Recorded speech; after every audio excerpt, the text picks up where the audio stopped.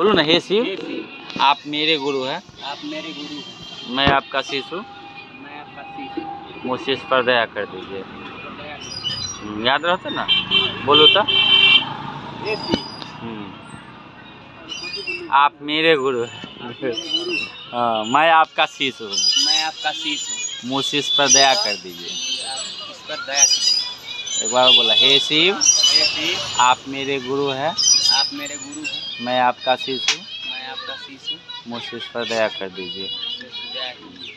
आप प्रणाम करेंगे, नमः शिवाय, नमस्ते। नमः शिवाय, नमः शिवाय।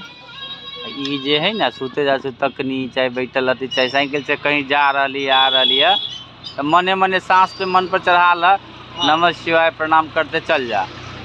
आ यह काम जो है ना दूगो लोग के बतावे ला है, ताकि सबके जीवन सुंदर हो जाए। हाँ, सही आ बात। महादेव के